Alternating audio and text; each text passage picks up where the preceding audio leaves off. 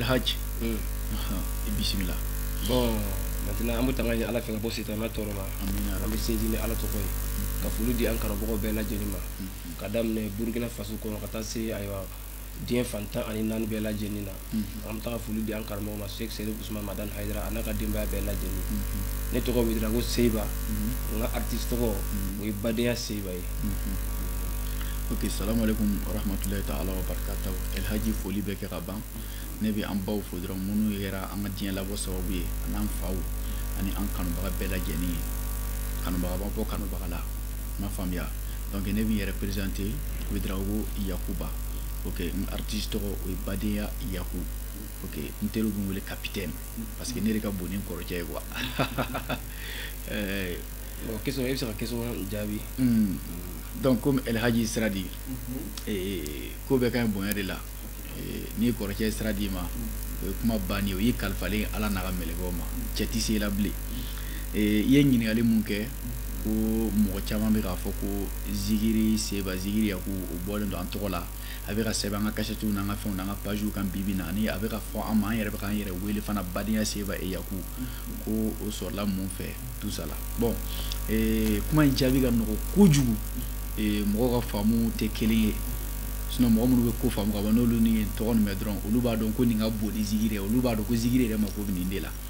Zigiri nakun ye mun de ye ka sinjiya ni badenya sabati maa dɔn y'a faamu quoi Zigiri tɔgɔ in mɔgɔ bɛ se ka da i yɛrɛ la problème t'a la mais i bɛ ka mun fɔ o de ka bon ka tɛmɛ i bɛ ka tɔgɔ mun da i yɛrɛ la kan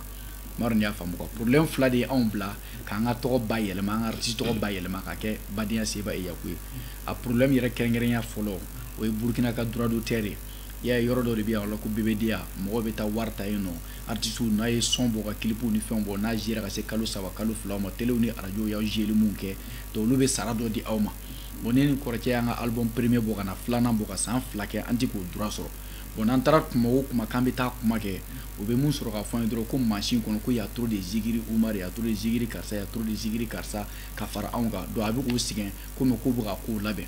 bon comme ne ni kɔrɔkɛ nana a tɛ ka ɲɛ bon komi an tɛ k'an ka wari sɔrɔ olu fana tɛ k'a ɲɛnabɔ ala y'an sera a pasira tan de an ko bon an bɛna tɔgɔ wɛrɛ ta k'o da an ka album sabanan na ka taa enregistrement wɛrɛ kɛ droit d'auteur mɔgɔw fɛ n'o tɔgɔ in ye pour que an ka woloma ka bɔ tɔw la an ka jeton ka jigin an kun i m'a faamuya bon o kɔfɛ tuguni a filanan ye jumɛn ye tuguni ne ni n kɔrɔkɛ yɛrɛ dɔnna an kanuna mɔgɔw fɛ k'a sababuya kɛ an yɛrɛ ka dɔgɔnu kɔrɔya ye bon ne hakilila la o yɛrɛ de ye wajuli ye quoi balimaya sabatira yɔrɔ yɔrɔ ka ban diɲɛ na o ye silamɛya sabati ye quoi bon n'i ye Zigiri da n'i ka Zigiri ma se ka balimaya sabati i ka Zigiri ma se ka jogo jugu bɔ mɔgɔw la k'u bila jogo ɲumanya kan e ka Zigiri kun ye mun ye bon tellement an ka dɔnkilida kɛra sababu ye ka anw yɛrɛ ka balimaya sabati dɛ ka tila k'an diya ɲɔgɔn ye ka fara kɔrɔlen kan o sɔrɔla dɔnkilida min sababu fɛ dɛ bon o jogo min tara ka don anw yɛrɛ la an y'o jogo tɔgɔ de ta k'a da anw yɛrɛ la o de ye Badenya Seba Yaku yani mɔgɔ dɔ ka taa fɔ teri Seba Yaku dɔgɔnin kɔrɔ tɛ a bɛ tan a bɛ tan a bɛ tan n'an yɛrɛ y'an tɔgɔ kɛ Badenya Seba Yaku a kɛra komi n'i ko balima ɲɔgɔnma filaw filɛ karisa ni karisa donc comme artiste tɔgɔ de don a tɛ se ka fɔ i n'a fɔ kuma o de y'a ta dɔrɔn ka kɛ Badenya Seba Yaku ye i m'a faamuya balimaya de sabatila o dɔnkilida kelen in kɔnɔ bon Zigiri yɛrɛ dun nakun ye nin de ye ka balimaw don ɲɔgɔn na ne ni n kɔrɔkɛ bɛ togoya min na ni balima bɛɛ kɛra tan diɲɛ kɔnɔ diɲɛ bɛ lafiya dɛ ni ne ni n kɔrɔkɛ sɔnna ka kɛ tan an bɛ dugu min na n'o dugu kɛra tan an bɛ jamana min na n'o jamana kɛra tan ni sous région kɛra tan Mali ni Burkina Badenya minɛ Côte d'Ivoire ni Burkina Badenya minɛ continent ka Badenya minɛ kɛlɛ bɛ diɲɛ kɔnɔ bilen la guerre tigɛ foyi tigɛ o donc an ka tɔgɔ sɔrɔ sababu filɛ an ye tɔgɔ in da an yɛrɛ la ka se ka an yɛrɛ ka taabolo sabati ani ka tila ka problème kɛ papier ko yɛrɛ ye fana wa o yɛrɛ de ye tɔgɔ yɛrɛ yɛrɛ yɛrɛ o de ka bon n'a bɛɛ ye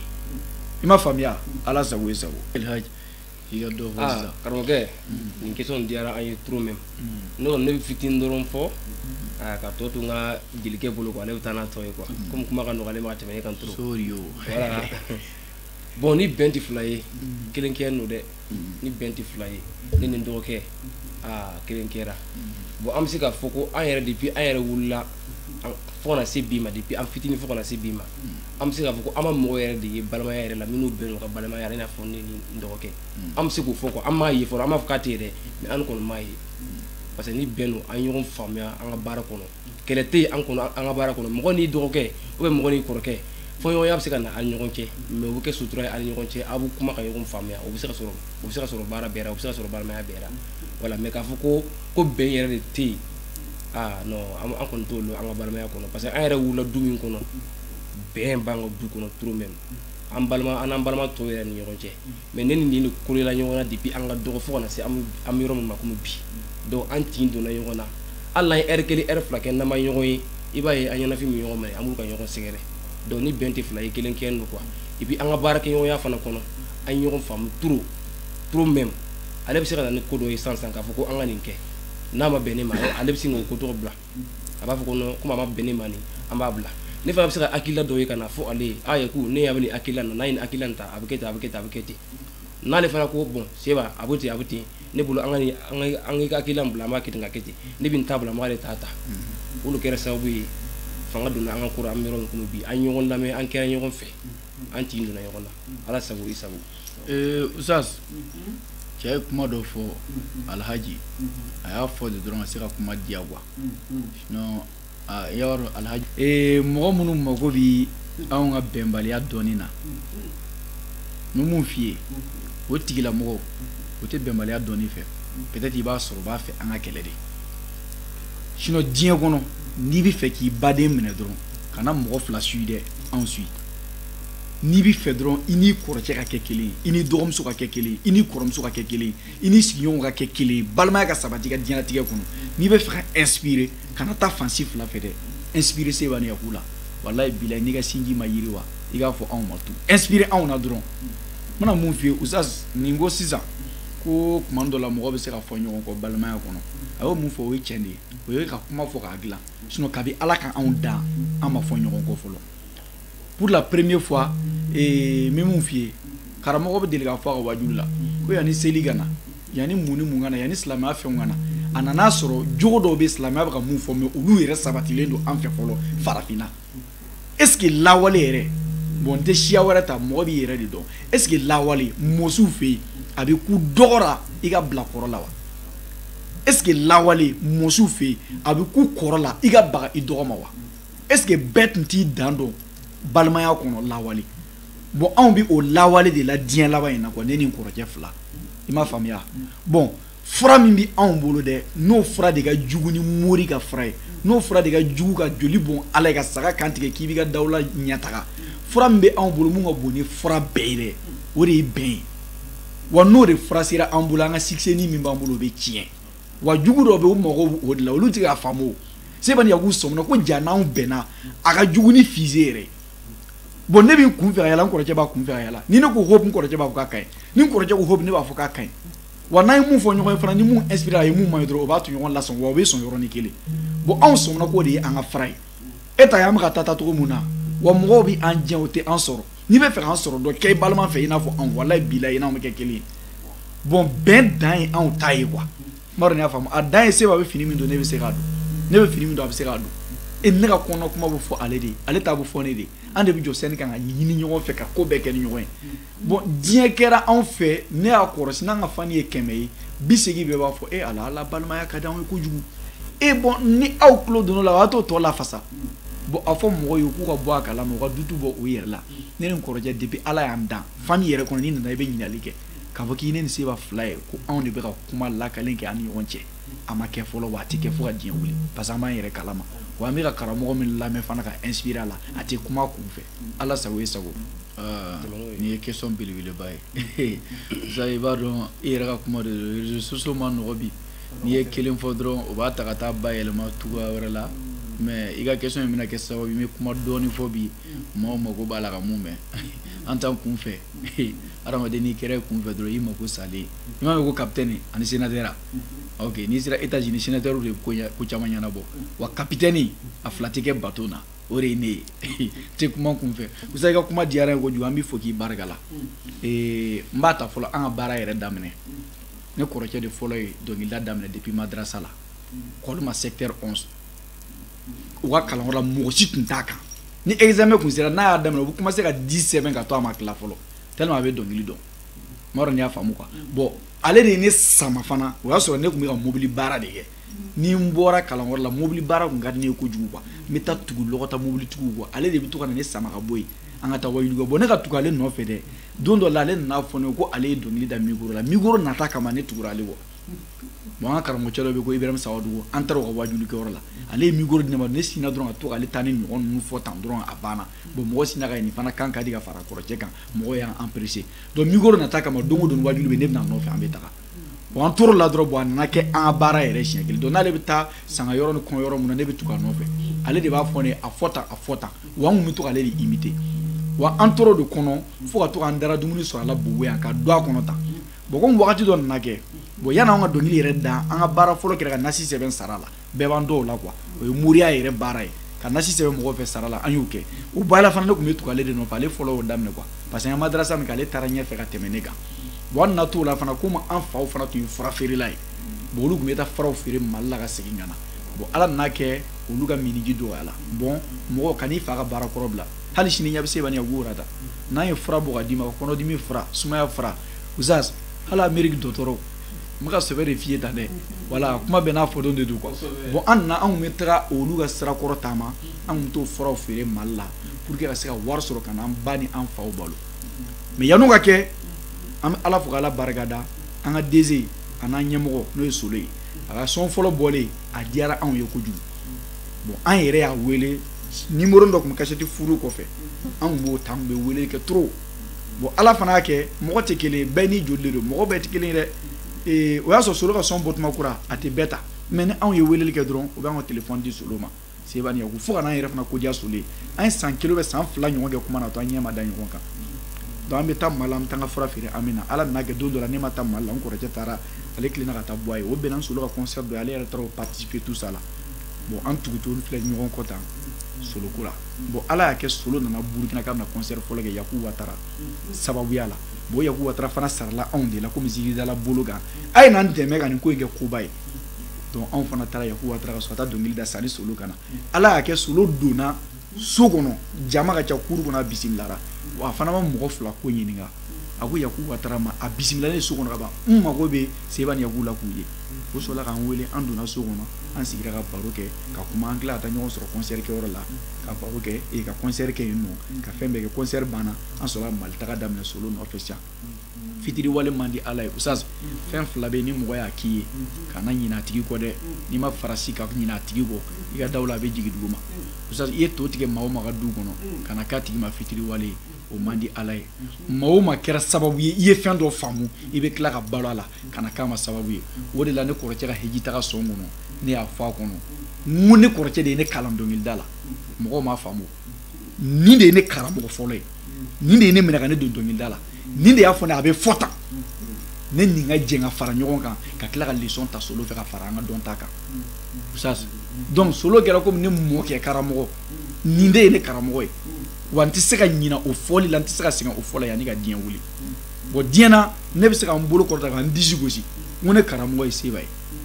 bon n'i ye Solo bila sisan ko Solo ye ne mun fɛ ne b'a fɔ a ka bon ne karamɔgɔya ma ne b'a fɔ ko Solo ye ne mɔkɛ karamɔgɔ ye bon anw dɔnna ta an ka baara la an ka sɔrɔ ka taa an ka leçon tɔ apprendre ka dɔɔni faamu Solo fɛ ka fara an ka kɔrɔlen kan k'an ka baara kɛ wa an tɛ sɛgɛn o fɔli la k'a jara k'a ni ce kunu fitiri wale man di ala ye wa ala yɛrɛ tɛ fitiri wale fɛ nin de ye kuma ye i kɔrɔ wa an bɛ dɔnkili da dabolo min kan bi an filɛ yɔrɔ min na komi sisan an bɛ inspiration minnu bɔ an kunkolo la bi k'a da Oustaz ala barika cɛ caman t'a ɲɔgɔn da dɛ wa an bɛ inspiré tɔgɔ min an ni ala de b'a dɔn an ni kira de b'a dɔn n'i y'an ka dɔnkili jateminɛ datugu ani mɔgɔ caman ta datugu tɛ kelen caman b'a fɔ k'an ka dɔnkili taabolo yɛlɛma olu tɛ k'a faamu ni diɲɛ bɛ ka yɛlɛma tugu diɲɛ kɔ i bɛ fɛ ka maaw coloniser o coloniser fɛn mun ka d'u ye quoi i b'a faamuya o ma ko karakata gisilo ka d'u ye an b'o karakata gisi ta k'a bugɔ ka masɛbɛkan fɔ a kɔnɔ pour que u ka se k'a faamu adamadenya bɛ taa cogoya min na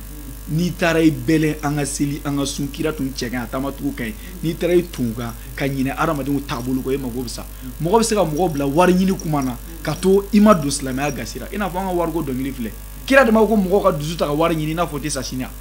ok bon an y'o dɔnkili mun da sisan n'i y'a ye i b'a ye ambiance facile de don mais an bɛ ka courage de di mɔgɔ ma ka baara ɲini wa o ye silamɛya dɔ de don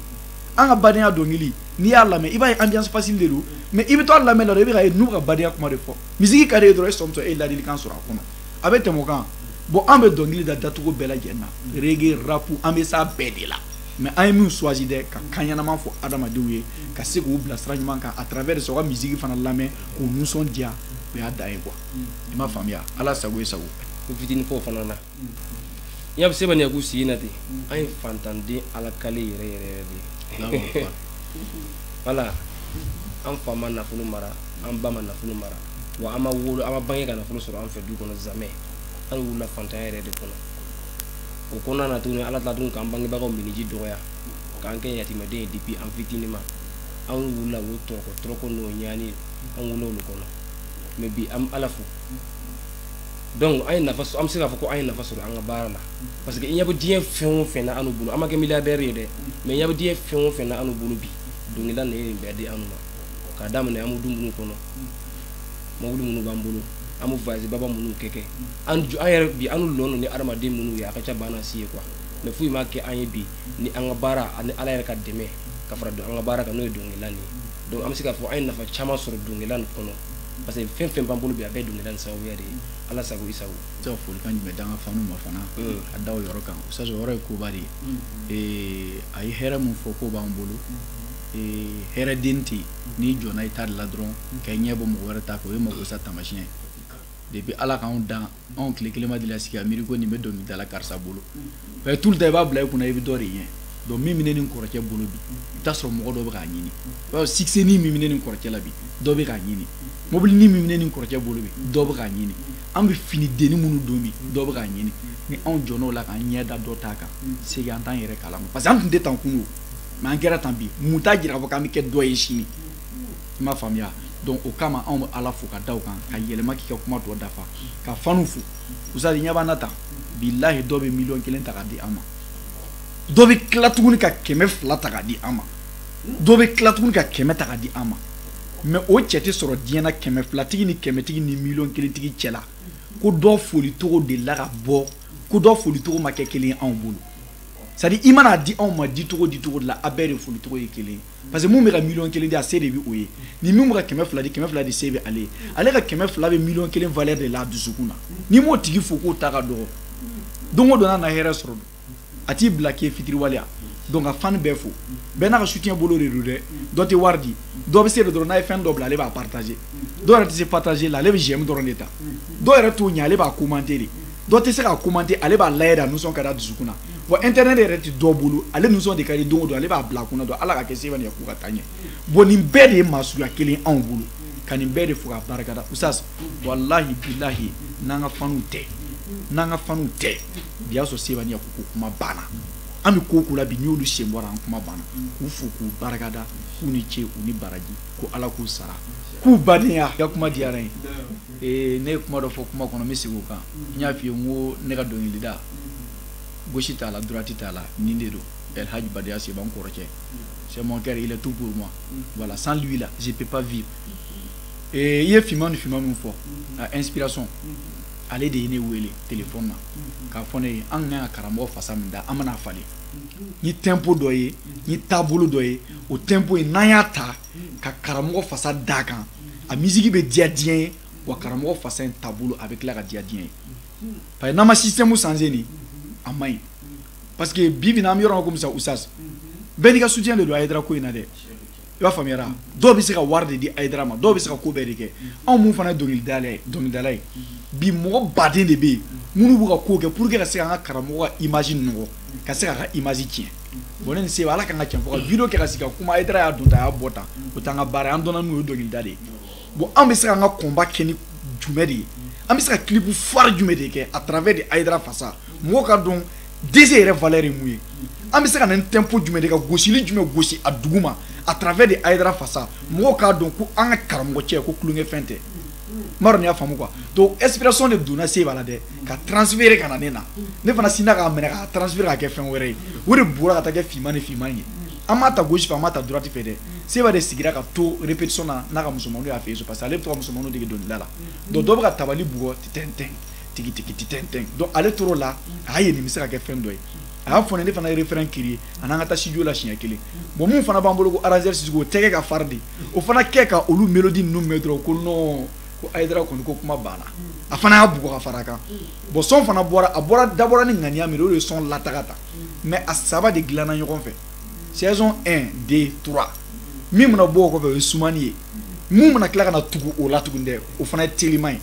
usadi wallahi bi an se ye ko o ko ye an tɛ kuma ka sigi ka fɔ karamɔgɔ bɛ tan a kana karamɔgɔ kɛ tan bɛɛ n'i ka ko taabolo de don mais an bɛ se mun na ka to duguma ka combat kɛ en matière de clip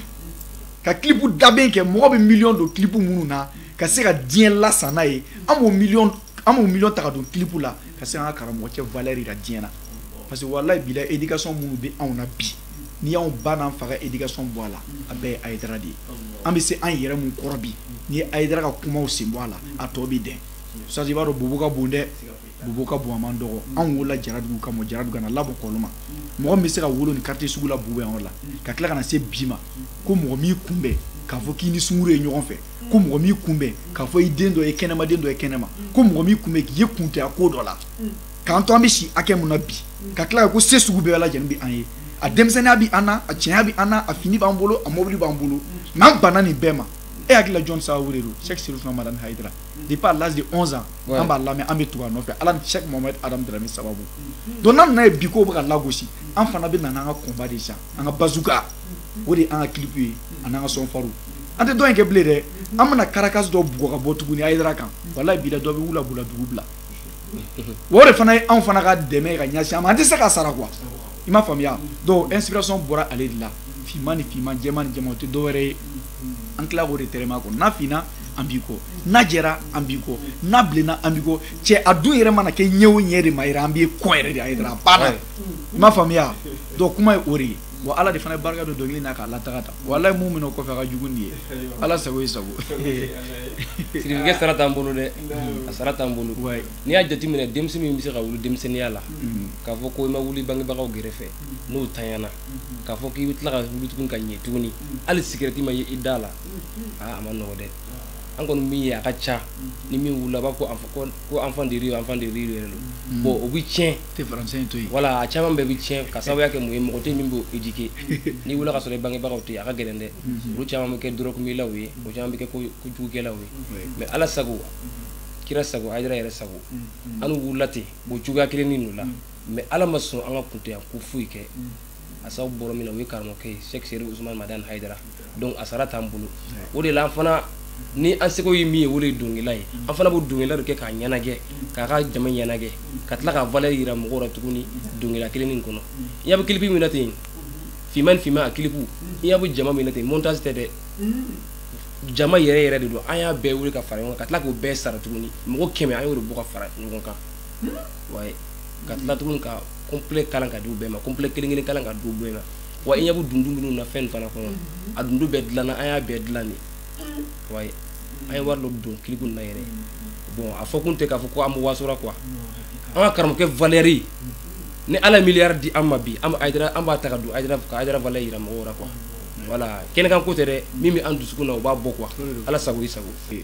folikan laban min ne bolo dɔrɔn k'a di sirifilakaw ma an b'a fɔ sirifila bɛɛ lajɛlen ye k'u Aïdara k'a daminɛ a denmisɛn a n'a maakɔrɔba la hali sirifila sɛw a n'a ɲɛmɛrɛw hali sirifila dugumɛnɛw k'u Aïdara parce que dugumɛnɛ bɛɛ tɛ taa Aïdara ka so sɛ yɛrɛ bɛɛ tɛ taa Aïdara ka so wa k'u bɛɛ Aïdara n'an ka ma Aïdara fo dɔrɔn an b'a tiɲɛ quoi o de kama ne ka baro bɛɛ ko ne teri bɛɛ bɛ ne dɔn ne b'a Aïdara wele DG ne bɛ dan o ma ni mɔgɔ minnu bɛ DG kɔrɔ dɔn u bɛna faamu DG y'a dan de ye quoi folikan tɛ anw bolo dɛ k'a fɔ Aïdara dɔn k'a Aïdara et puis fana k'a fɔ Aïdara ye ka da kan tuguni ko a ni sabali hey cɛ bɛ sabali min kɛ a dusukun na wallahi bilahi ne n b'a dɔn ko cɛ caman bɛ n'i y'o jɔ o tɛ se ka kun a ka sabali n'i y'a ta ka don ordinateur Mac kɔnɔ Mac bɛ dɛsɛ a bɛ éclater ordinateur MacBook n'i y'a dɔn kɔnɔ a bɛ éclater de mais Aïdara ye sabali in kun a dusukun na k'a Aïdara wa sabali de y'a bɛɛ ye ne ni kɔrɔkɛ inspiré o la o de la i b'a ye anw man teli ka kuma hali ni fɛn fɔra hali ni jogo dɔw fɔra a ma hali ni kuma dɔw fɔra an man teli ka kuma an y'a kɔlɔsi ja ni mɔgɔ sabalila sini bɛ tila ka na tuguni ko dɔ bɛ tila ka kɛ i b'a dɔn k'i ka kun sabali dɛ o de ye bi retour d'i ma ko Aïdara ma k'a ni sabali ka duwawu laban kɛ jumɛn ye Aïdara ala ka den ninnu kɛ den minnu bɛ Hayidara yɛrɛ kuma ba diɲɛ kɔnɔ ka tila ka den nin yɛrɛ kuma wuli fo mɔgɔw ka ɲina Hayidara ko Ala ka Hayidara den kɛ o denw ye mɔgɔw bɛ ka lebu min ɲini ni Hayidara n'a ka famille ye ka to a jogo yɛrɛ dun t'o la Ala ka olu lebu in segin olu jugu yɛrɛ ma wa Hayidara an b'a laban fɛn mun o de ye fɛn kelen n y'a kɔlɔsi ni karamɔgɔ wajulu la hali ni mɔgɔ dɔ tora kɛrɛfɛ k'o dugawu kɛ i b'a ye a b'a ka kuma tigɛ k'o laminɛ o de ye Hayidara Ala ka si di ma karamɔgɔ tɛ sɔn ka pan o Amina kunna dɛ dɔw la Ala ka si di anw ni Hayidara ma a n'a ka kow lakali si ani kɛnɛya wa Ala b'o kɛ fana parce que c'est l'homme de la paix fɛn kelen bɛ n b'o kɛ ka kuncɛ kuma di Usaz ma Usa i b'a dɔn fɛn min Hayidara diya ne ya ne ni kɔrɔkɛ bɛ inspiré o de la Hayidara y'a yɛrɛ kɛ bɛɛ jɛn ye i Hayidara don a ka silamɛya la ka ban a banna mais n'i taara sɔrɔ a fɛ yen i kɛra mɔgɔ qualité o qualité ye i bisimila i bɛ lamɛn i bɛ taa bɛɛ tɛ se k'o kɛ dɛ dɔw bɛ n'o kɛra diinɛtigi à part silamɛw dama o tɛ mɔgɔ rencontré mais Hayidara ni mɔgɔ sugu bɛɛ jɛra o m'a ka silamɛya bali wa o de ye l'homme de la paix wa diɲɛ yɛrɛ mako bɛ o de la bi o de la ne ni kɔrɔkɛ fana y'an yɛrɛ kɛ bɛɛ ta ye i kɛra maa sugu o maa sugu ye a bila i kunna bi ko Sebani Yaku de ko tan i bɛ Ansar la o i tɛ Ansar la o i bɛ Disabiri o i tɛ Disabiri o i kɔni ye anw ye an ta in fɔli la n'i sera anw fɛ yen k'i nana anw fo i bisimila anw b'i fo n'i ye anw ye jama cɛla ka boli ka na k'i bɛna photo ta n'a ye walayi anw t'i jɛ an b'i bisimila ka photo ta n'i ye i bɛ taa i ni anw de kana jɛn dɔrɔn ka kuntanya dɔ kɛ ɲɔgɔn fɛ o de ye anw ka ko yɛrɛ base ye mais anw bɛ yen bɛɛ kama personne mɔgɔ mako bɛ Sebani Yaku la k'i y'an kanu i bisimila an y'o inspiration ta karamɔgɔ cɛ min bolo k'a Hayidara k'Ala ka sini kɛnɛ di a n'a ka denbaya ma ne bɛ Sirifi cɛ bila ni n taara ɲɛfɛ dɔrɔn n b'a bɛɛ ɲagami El Hadj kuma wɛrɛ tɛ nin kɔfɛ o an bɛ dugawu kɛ karamɔgɔkɛ ye a n'a ka denbaya bɛɛ lajɛlen ale ni a dɛmɛbagaw bɛɛ ka tila ka Ansar bɛɛ lajɛlen fo an b'a fɔ ko Ala ka sijan a barikama ani kɛnɛya laban ko ɲuman di karamɔgɔ n'a ka denbaya bɛɛ lajɛlen ma karamɔgɔ yɛrɛ mako b'ara ko ninnu ka kɛ cogo min dɛ Ala ka ko nin kɛ ten wala Ala kana ko nin kɛ mɔgɔ wɛrɛ sago ye dɛ ale yɛrɛ mako b'ara a ka kɛ cogo min dɛ Ala ka ko ninnu kɛ ten Ala ka mɛn an ɲɛkɔrɔ Ala ka jugu dɛsɛ a la Ala kana to janfa na kira n'a somɔgɔw bonya kosɔn sɔli Ala la so an kana ɲinɛ ka AMC jamaw yɛrɛ fo olu minnu y'o sen fa ka ni interview k'an fɛ yen bɛɛ tɛ se ka nin kɛ en tout cas journaliste ka ca mɔgɔ dɔw bɛ yen bi o kɔnɔ ka jugu o ŋaniyaw ka jugu AMC fana olu ma wolomani kɛ